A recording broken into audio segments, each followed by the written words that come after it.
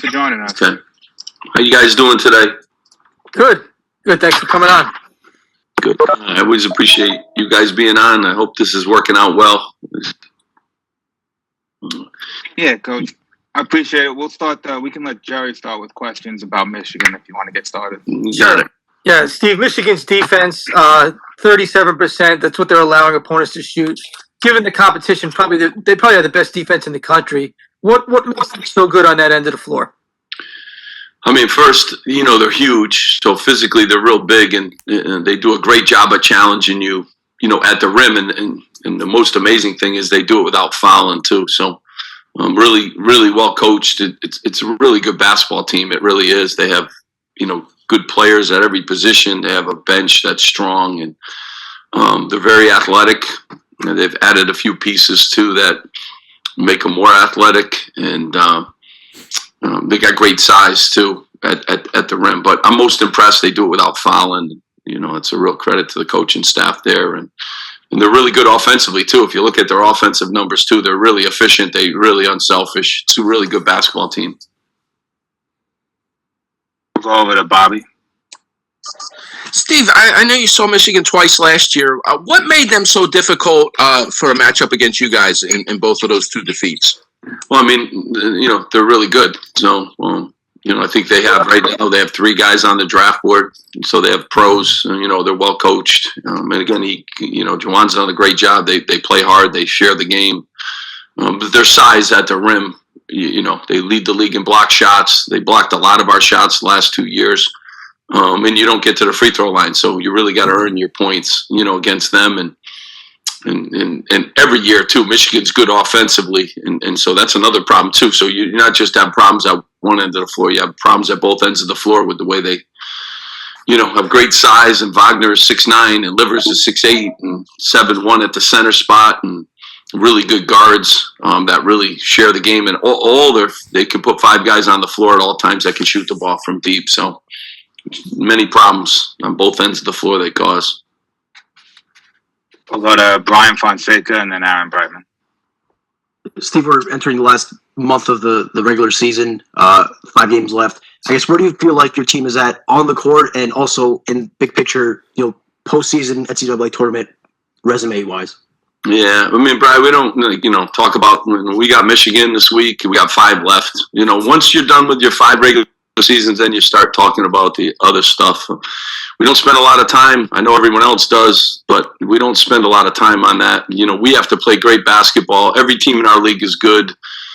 You saw Nebraska the other day, and you saw what Maryland did the other day. And, Michigan comes back off a hiatus against a really good Wisconsin team. And, so if you look too far down the road, you're in trouble. So we go one game at a time. And I like where our team is. I like, health-wise where we are. And I like that we're getting better in, areas and that we've continued to stay, COVID-free and playing good basketball right now, which, it's important at any time of the year to play good basketball in this league.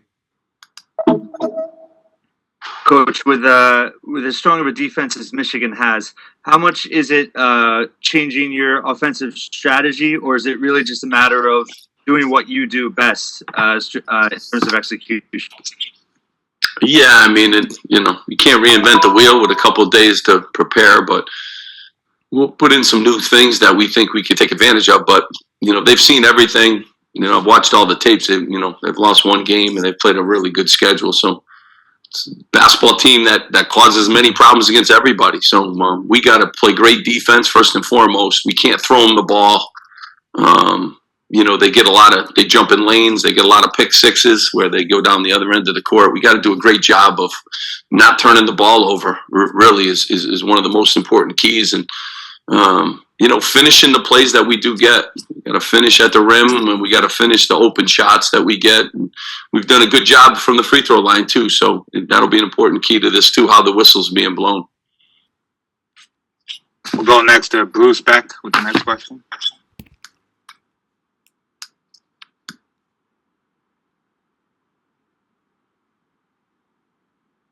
Bruce, you there? I think you're muted.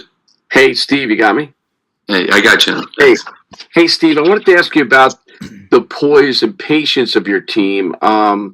Just as an example, falling behind Northwestern 14-4, no panic. Is there a maturity that is continuing to evolve here for your club, do you think? I hope so. I really do. I really don't think, in this league, every game you could be up, you could be down. I really try to get our guys just to play, and we've been getting off to good starts, and then every now and then you don't. 10-point games are nothing in a league like this, especially if our defense can kick in and really grind it.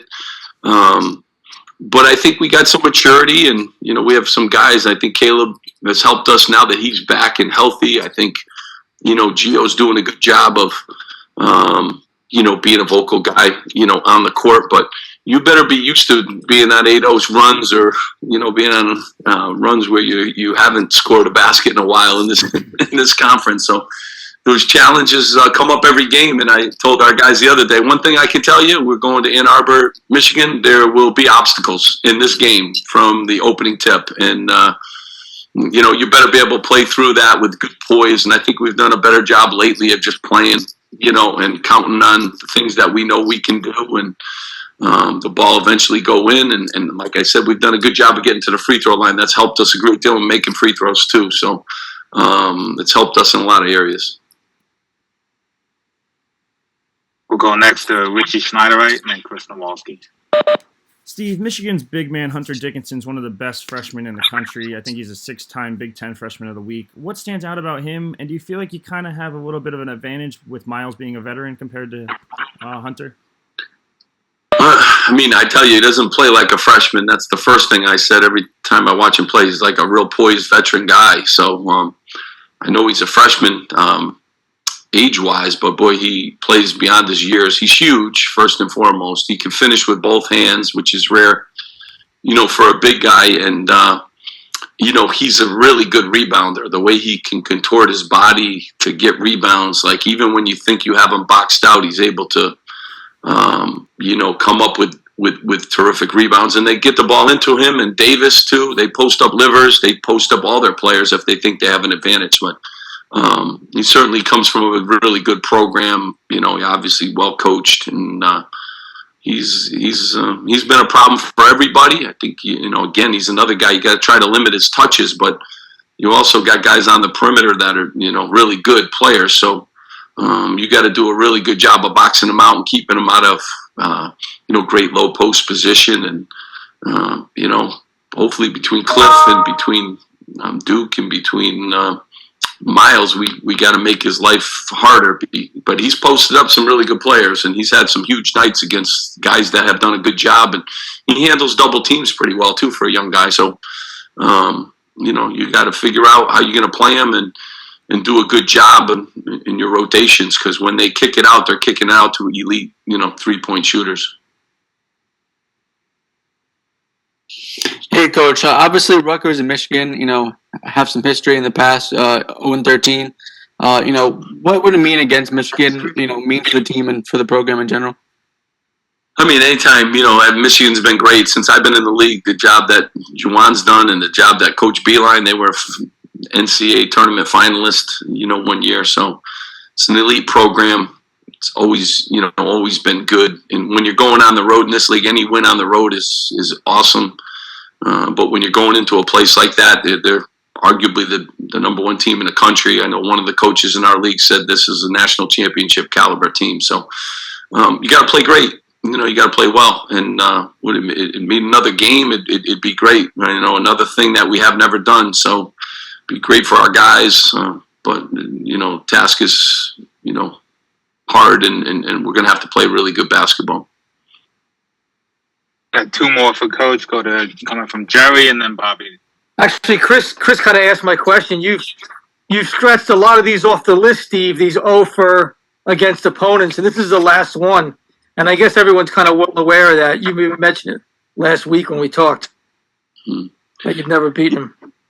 Yeah, we haven't, and I can't take all the credit for all those losses, but I can take credit for some of them. And, they've been very good. And we haven't even been close, really.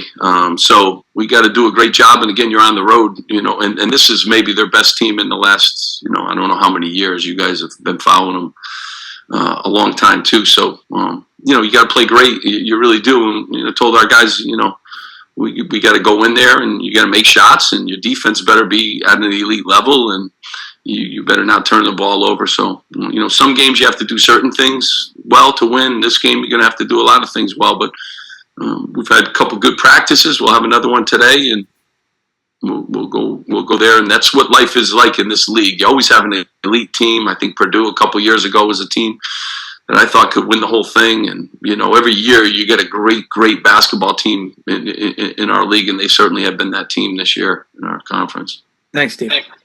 Thank you. Steve, you talked previously about using Miles and Cliff together on the floor. We haven't seen much of it this year, but is that something you continue to tinker with and maybe expect to see down the line?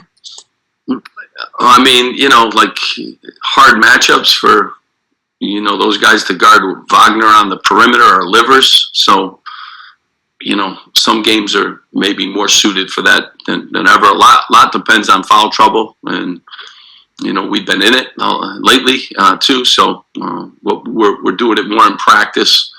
Depends on the matchups. Depends on foul trouble, how the whistle's being blown. It depends on a lot of different things. But it's something that we've been using more and more, and we'll see when we can utilize it to help us in a game.